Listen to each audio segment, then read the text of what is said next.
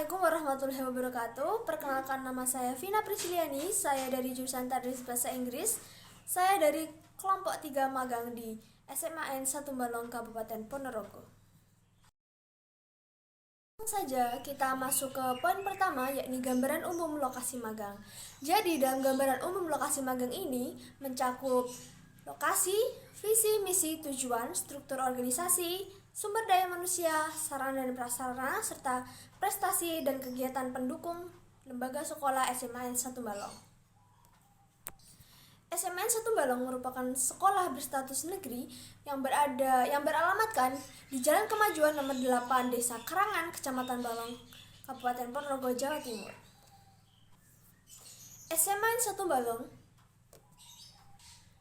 memiliki visi, yakni berakhlak mulia, unggul dalam prestasi, memiliki keterampilan, dan berwawasan lingkungan.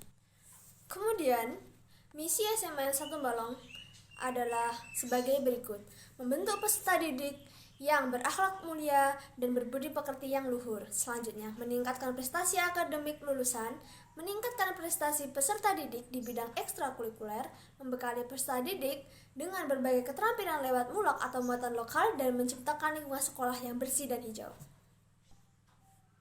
Tujuan dari SMN Balong yakni diharapkan lulusan SMN Balong dapat memiliki mental taat beribadah, mempunyai disiplin dan etos kerja yang tinggi, mempunyai nilai rata-rata lulusan di atas SKL yang ditetapkan oleh pemerintah, mampu mencapai nilai KKM yang ditetapkan sekolah, mampu membatik dan memiliki jiwa wirausaha, mampu membuat aneka macam masakan dan memiliki mental wirausaha, mampu mengoperasikan komputer dalam pemanfaatan multimedia, serta terwujudnya sekolah adiwiyata. Ini ialah poin struktur organisasi SMA N 1 Balong. Jadi, struktur organisasi adalah pengaturan berbagai elemen organisasi agar berada pada tempat dan fungsinya masing-masing sehingga efektif guna mencapai tujuan, visi, dan misinya. SMA N 1 Balong memiliki kepala sekolah yakni Bapak Mursid SPD MPD, dan juga dibantu oleh Waka Kesiswaan, Waka Kurikulum, Waka Sarpras, dan Waka Humas. Selayaknya sekolah-sekolah pada umumnya, SMA N 1 Balong juga memiliki banyak guru, kemudian juga ada BK, wali kelas, kemudian ada koor lab, koor perpus, dan lain sebagainya. Selanjutnya adalah sumber daya manusia. Di SMA N 1 Balong memiliki 1 kepala sekolah dan juga sebanyak 40 tenaga pendidik dan 7 tenaga kependidikan, serta jumlah total siswa SMA 1 Balong pada tahun 2020-2021 sebanyak 345 siswa. Lalu selanjutnya adalah poin sarana dan prasarana. Di SMA 1 Balong memiliki fasilitas yang cukup lengkap, diantaranya ada cukup ruang kelas, sekitar 18 ruang kelas, kemudian ada masjid, ruang tata usaha, ruang kepala sekolah, ruang guru, dan lain sebagainya. Akan tetapi,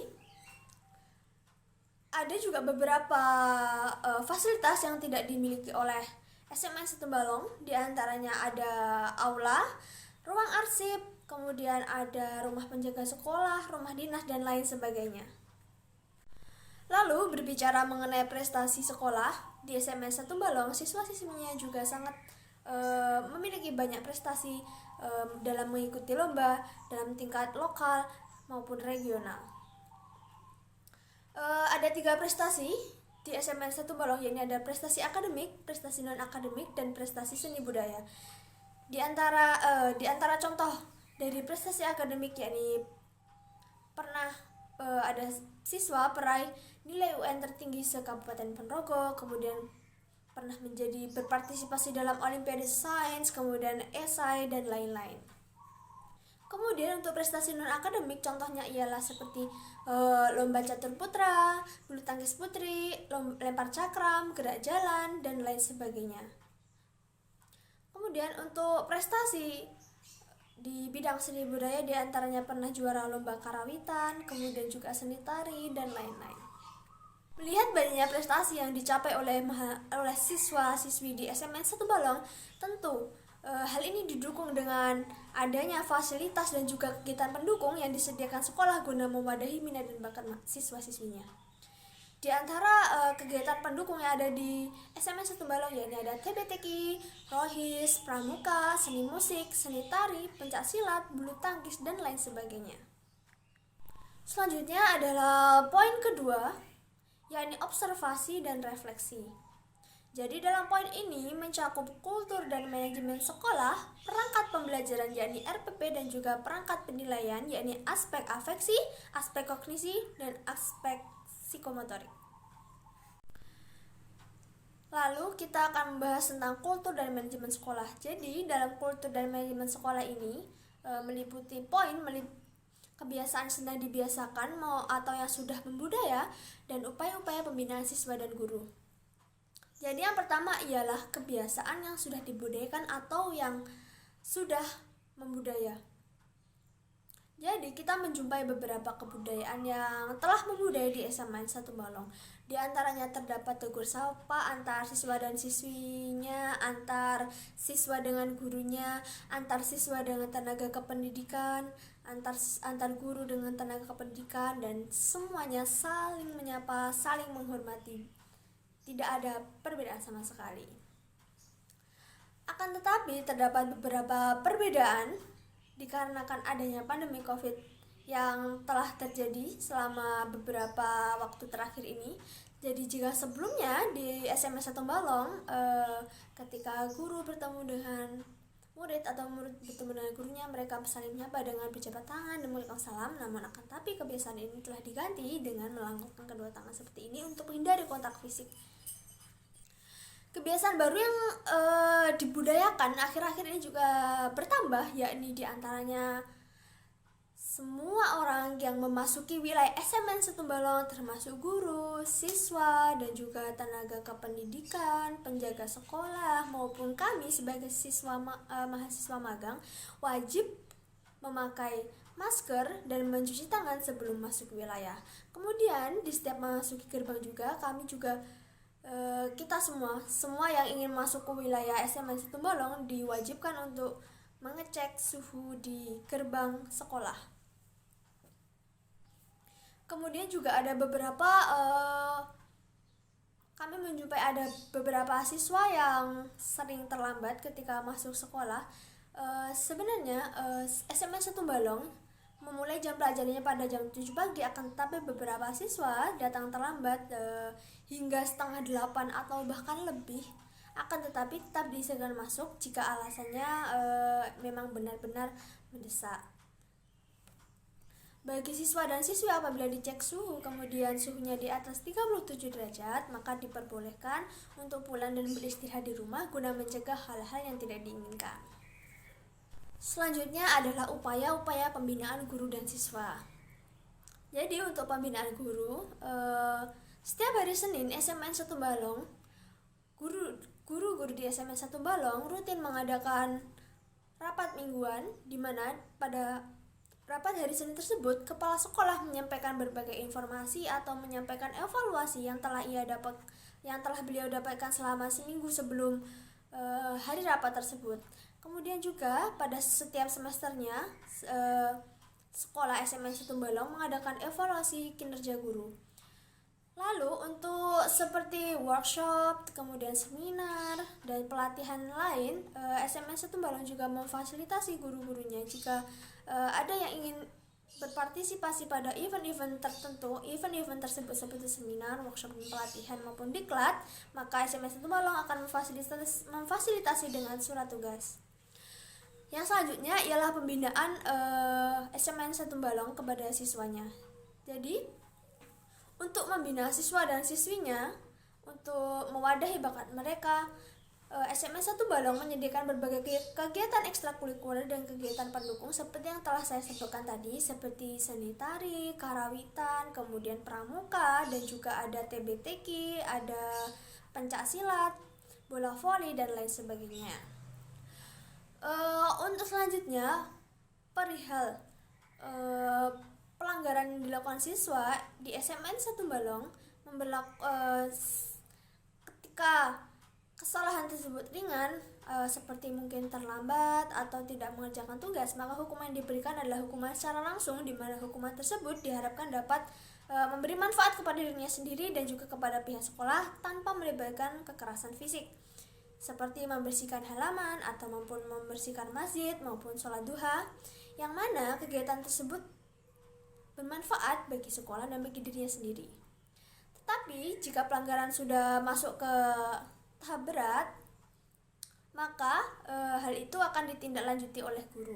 Jadi sistemnya ialah guru piket maupun guru mata pelajaran mengabsen, kemudian juga membimbing mereka, kemudian guru BK pada setiap minggunya atau setiap bulannya juga merekap absen siswa maupun poin-poin siswa. Jadi apabila sudah melakukan pelanggaran berat, maka akan ada konsekuensi tersendiri seperti surat peringatan maupun surat pemanggilan orang tua.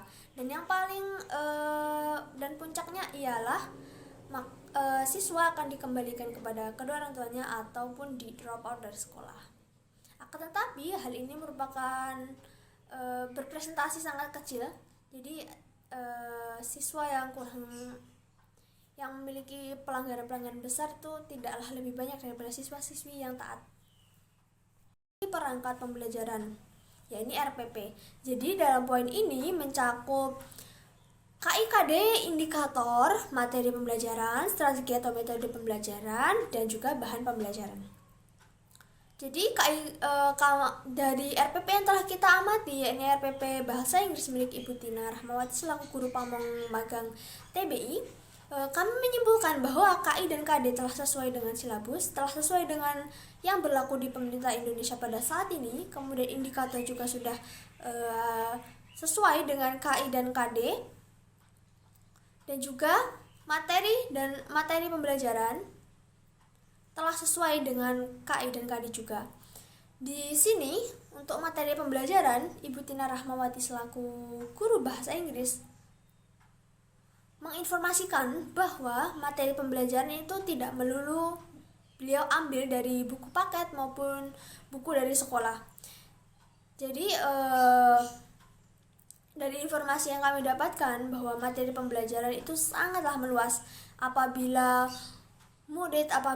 para siswa dan siswi tidak memahami contoh atau materi dari pembelajaran di buku, maka Ibu Tina akan menjelaskannya dengan bahasa sendiri. Kemudian juga akan mencari dari sumber lain, dan sumber yang bisa dibayangkan, yang bisa diraba, yang bisa dirasakan oleh siswa-siswinya, sehingga memudahkan mereka untuk memahami pelajaran bahasa Inggris. Yang mana pada pendapat sebagian besar siswa dan siswi, pelajaran bahasa Inggris merupakan bahasa yang sangat sulit.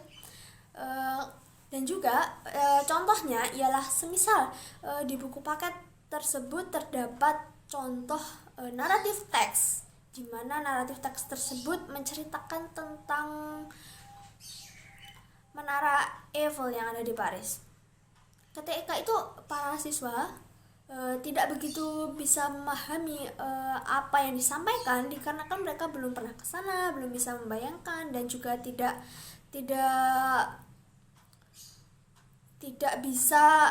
pernah ke sana, dan mereka tidak punya gambaran sama sekali tentang hal tersebut. Maka Ibu Tina akan mencari sumber lain, akan mencari judul lain, semisal judulnya Telaga Ngebel seperti itu. Jadi para siswa dan siswinya yang mayoritas sudah pasti dari Ponorogo bisa membayangkan dan bisa lebih mudah memahami materi tentang naratif teks tersebut. Untuk strategi atau metode pembelajaran, di RPP yang telah kita amati, Ibu Tina Rahmawati menggunakan metode seperti diskusi, tanya jawab, terus kemudian ada juga presentasi dan lain sebagainya. Diskusi di sini juga diskusi yang seru, yang interaktif, sehingga siswa dan siswi mampu mau memperhatikan penjelasan dari guru dan tertarik untuk belajar lebih lanjut tentang bahasa Inggris. Untuk bahan pembelajaran sendiri, Ibu Tina Rahmawati menggunakan papan tulis dan sesekali juga menggunakan proyektor untuk menampilkan PPT. Tetapi apabila pembelajaran tiba-tiba berubah menjadi daring atau dalam jaringan atau online, maka perangkat yang digunakan ialah seperti WhatsApp Group, kemudian juga ada Google Classroom. Poin terakhir yakni perangkat penilaian peserta didik. Dalam poin ini meliputi aspek afeksi, aspek kognisi, dan aspek psikomotorik. Yang pertama ialah aspek afeksi. Jadi afeksi merupakan perasaan seseorang terhadap suatu objek. Jadi aspek ini juga terkait dengan emosi yang biasanya berakar paling dalam. Untuk penilaian aspek afeksi ini biasanya tidak menggunakan angka, namun menggunakan kriteria seperti A, B, C, D. A untuk sangat baik, B untuk baik, C untuk cukup, dan D untuk kurang. Seorang guru menilai aspek afeksi siswa dan siswinya tidak cukup hanya dengan satu kali tatap muka, akan tetapi memerlukan berkali-kali tatap muka guna meneliti, guna menelaah sikap dan afeksinya terhadap objek di sekitarnya. Rasa tanggung jawab, mengerjakan tugas, hormatnya kepada bapak ibu guru maupun teman-temannya merupakan aspek yang. Selanjutnya adalah penilaian aspek kognisi. Jadi kognisi atau kognitif adalah suatu kemampuan yang dimiliki individu di mana kemampuan ini meliputi kemampuan mental dan otaknya.